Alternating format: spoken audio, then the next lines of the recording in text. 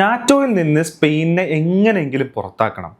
ഇതിനു വേണ്ടിയിട്ടാണ് അമേരിക്ക ഇപ്പോൾ ശ്രമിച്ചുകൊണ്ടിരിക്കുന്നത് എന്നുള്ളതാണ്. ലോകത്ത് ഇവർക്ക് ഇഷ്ടമില്ലാത്ത ഭരണകൂടങ്ങൾ നിലനിൽക്കുന്ന രാജ്യങ്ങളിലെല്ലാം തന്നെ ഇവർ ചെയ്തിട്ടുള്ള ഒരു പ്രധാന പണി എന്ന് പറയുന്നത് ഇതാണ്. ആ രാജ്യത്ത് ജനങ്ങൾ തിരഞ്ഞെടുക്കപ്പെട്ടിട്ടുള്ള ഗവൺമെന്റുകളെ പുറത്താക്കുക, അവിടെ ഇവർക്ക് ഇഷ്ടമുള്ള സർക്കാരിനെ കൊണ്ടുവന്ന് കുടിയിരുത്തുക എന്ന് പറയുന്ന ഒരു പണി. ഇത് അമേരിക്ക ഗ്ലോബൽ പവർ ആയതിനു ശേഷം പല രാജ്യങ്ങളിലും പലയിടത്തും ഇവർ ചെയ്തിട്ടുണ്ട്. ഇവർക്ക് ജനങ്ങളുടെ അഭിലാഷങ്ങളോ അല്ലെങ്കിൽ ജനങ്ങളുടെ തീരുമാനങ്ങളോ ഒന്നുമല്ല, പുല്ല് വിലയാണ് ഇവർക്ക് ഇവരുടെ പ്ലാനുകളും ഇവരുടെ താല്പര്യങ്ങളും മാത്രമാണ് വലുത് എന്നുള്ളതാണ്.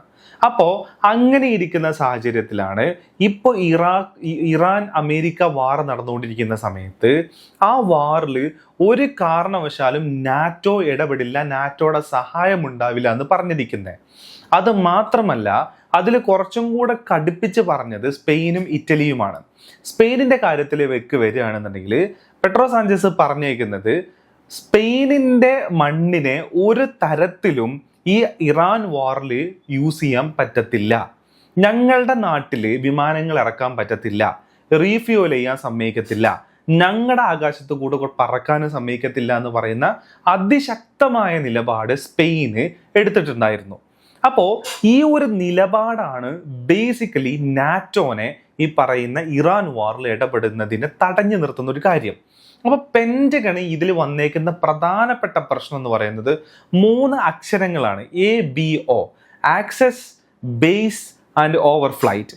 ഈ 3 കാര്യങ്ങൾ സ്പെയിൻ ഡിനൈ ചെയ്തതാണ് ഇപ്പോഴത്തെ പ്രശ്നങ്ങളുടെ മൂലമായിട്ടുള്ള കാരണം എന്ന് പറയുന്നത്. അപ്പോൾ ഈ ഇടയ്ക്കാണ് പെന്റഗണിൽ നിന്നുള്ള ഒരു ഇമെയിൽ ചോർന്നു കിട്ടുന്നത്.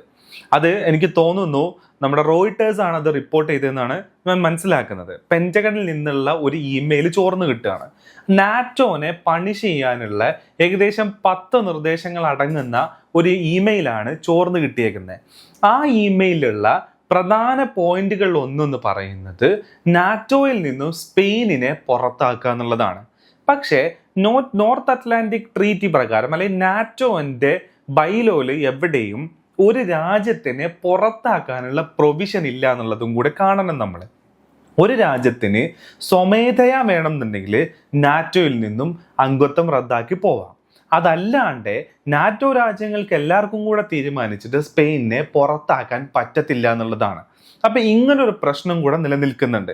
അപ്പോൾ അമേരിക്കക്ക് ഇഷ്ടമില്ലാത്ത രാജ്യങ്ങളോട് എന്തൊക്കെയാണോ പ്രവർത്തിച്ചത്, ഉപരോധം കൊണ്ടും അതേപോലെ തന്നെ അറ്റാക്ക് കൊണ്ടും ഇങ്ങനെയൊക്കെ സാമ്പത്തിക ഉപരോധം കൊണ്ടും ഓയിൽ ഉപരോധം കൊണ്ടൊക്കെ പ്രഷറൈസ് ചെയ്ത് ആ ഗവൺമെന്റിനെ താഴെയിറക്കുക എന്ന് പറയുന്ന പോലെ തന്നെ ഈ ഒരു സോഷ്യലിസ്റ്റ് ഭരണം നിലനിൽക്കുന്ന സ്പെയിനിലെ ഗവൺമെന്റിനെ അട്ടിമറിക്കുകയോ അല്ലെങ്കിൽ സ്പെയിനിനെ പ്രഷറൈസ് ചെയ്ത് നാറ്റോയിൽ നിന്നും പുറത്താക്കുന്നതോ രീതിയിലുള്ള കാര്യങ്ങൾക്കായിരിക്കും അമേരിക്ക മുൻഗണന നൽകുക എന്നുള്ളതാണ്. കാരണം ഇവിടെ വിലങ്ങുതടിയായിട്ട് നിൽക്കുന്നത് ഈ പറയുന്ന സ്പെയിന്, ഇറ്റലി, ഹംഗറി പോലെയുള്ള രാജ്യങ്ങളാണ്. ഈ രാജ്യങ്ങളെല്ലാം തന്നെ നാറ്റോന്റെ ഇതിലുള്ള ഇടപെടലിനെ ചോദ്യം ചെയ്തിട്ടുണ്ട്. നാറ്റോ ഇതിൽ ഇടപെടാനേ പറ്റത്തില്ല എന്നുള്ള കാര്യം പറഞ്ഞിട്ടുണ്ട്. അപ്പോൾ യുദ്ധം തുടങ്ങുന്ന സമയത്ത് ലിബിയയിലും സിറിയയിലും അതേപോലെ തന്നെ അഫ്ഗാനിസ്ഥാനിലേക്ക് യുദ്ധം തുടങ്ങിയത് അമേരിക്കയാണെന്നുണ്ടെങ്കിൽ അതിനുശേഷം നാറ്റോ അതിൽ ജോയിൻ ചെയ്തിട്ടുണ്ട്. പക്ഷേ ഈ യുദ്ധത്തിൽ വളരെ അഡമന്റ് ആയിട്ടുള്ള തീരുമാനം നാറ്റോ എടുക്കുകയാണ്, ഞങ്ങൾ ഇതിനകത്ത് ഇടപെടില്ല എന്ന് പറയുന്ന ഒരു കാര്യം. ആ ഒരു കാര്യത്തിനെയാണ് ബേസിക്കലി ട്രംപിനെ ചൊടിപ്പിച്ചെന്നുള്ളത് നമ്മൾ കാണണം. അതേപോലെ തന്നെ ഈ പറയുന്ന ഇമെയിലിനെ കുറിച്ച് പെന്റഗണിലെ പ്രസ് സെക്രട്ടറിയോട് ചോദിക്കുന്ന സമയത്ത് പ്രസ് സെക്രട്ടറി ഇത് നിഷേധിക്കുന്നില്ല. ഇങ്ങനെ ഒരു കാര്യം പുറത്ത് വന്നിട്ടില്ല എന്നോ അല്ലെങ്കിൽ വന്നിട്ടുണ്ടോ അതിനെ നിഷേധിക്കുന്നില്ല എന്നുള്ളത് നമ്മൾ കാണണം. അത് മാത്രമല്ല, ഈ ന്യൂസ് പുറത്ത് വന്ന ഉടനെ തന്നെ പെട്രോ സാഞ്ചസ് പറയുന്നുണ്ട്, ഇമെയിൽ കൊണ്ടൊന്നും അല്ല ഞങ്ങൾ വർക്ക് ചെയ്യുന്ന, നാറ്റോന്റെ സിസ്റ്റം അങ്ങനെ അല്ല എന്നുള്ളതാണ്. ഞങ്ങളുടെ അലൈസുമായിട്ട് ഞങ്ങൾ വളരെ ലോയലായിരിക്കും, ആ അലൈസിന്റെ തീരുമാനങ്ങളെ ഞങ്ങൾ അംഗീകരിക്കും. പക്ഷേ അതെല്ലാം തന്നെ മനുഷ്യത്വത്തിന് എതിരാണെന്നുണ്ടെങ്കിൽ ഞങ്ങൾ അംഗീകരിക്കില്ല. ഇന്റർനാഷണൽ ഹ്യൂമാനിറ്റേറിയൻ അതായത് മനുഷ്യത്വത്തിന് അനുകൂലമായിട്ടുള്ള മനുഷ്യരാശിക്ക് എഗെയിൻസ്റ്റ് ആയിട്ടുള്ള ഒരു തീരുമാനമാണെന്നുണ്ടെങ്കിൽ ഞങ്ങൾ അത് അംഗീകരിക്കത്തില്ല. ഞങ്ങളുടെ അലോയ്സിന്റെ എല്ലാം ഞങ്ങൾ അംഗീകരിക്കാൻ തയ്യാറാണ്, പക്ഷേ അത് മനുഷ്യത്വപരമായിരിക്കണം എന്നുള്ളൊരു ക്ലോസും കൂടെ സ്പെയിൻ അവിടെ വെക്കുന്നുണ്ട് എന്നുള്ളതാണ്. അപ്പോൾ ഇറാൻ അമേരിക്ക വാർ നോക്കുകയാണെന്നുണ്ടെങ്കിലും, ഇസ്രായേൽ ഫലസ്തീൻ വാർ നോക്കുകയാണെന്നുണ്ടെങ്കിലും, ഇസ്രായേൽ ലെബനോൻ വാർ എടുത്ത് നോക്കുകയാണെന്നുണ്ടെങ്കിലും, മനുഷ്യത്വം എന്ന് പറയുന്ന ഒരു സാധനത്തിനെ നമുക്കവിടെ ലെൻസ് വെച്ച് നോക്കിയാൽ പോലും നമുക്കവിടെ കാണത്തില്ല എന്നുള്ളതാണ്.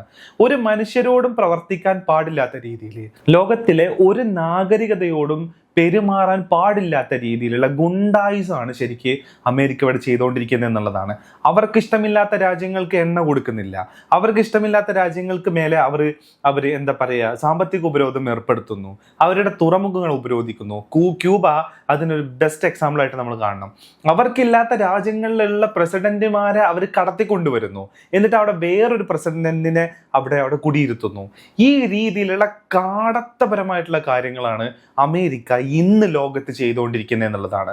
മാത്രമല്ല, അമേരിക്കയുടെ ഡിക്ലൈനിന്റെ ഒരു തുടക്കമാണ് ഈ കാര്യങ്ങളെല്ലാം കൂടെ വിദഗ്ധർ പറഞ്ഞു വെക്കുന്നതായിട്ടും കൂടെ നമ്മൾ കാണണം. അപ്പോൾ ഇതിന് ശക്തമായിട്ടുള്ള മറുപടി പെട്രോ സാഞ്ചസ് നൽകിയിട്ടുണ്ട്. പക്ഷേ എന്നിരുന്നാൽ കൂടെ അമേരിക്കയുടെ ഈ ശ്രമങ്ങൾ എത്രത്തോളം വിജയം കാണും എന്നുള്ളതും ഡൗട്ട്ഫുൾ ആണ്.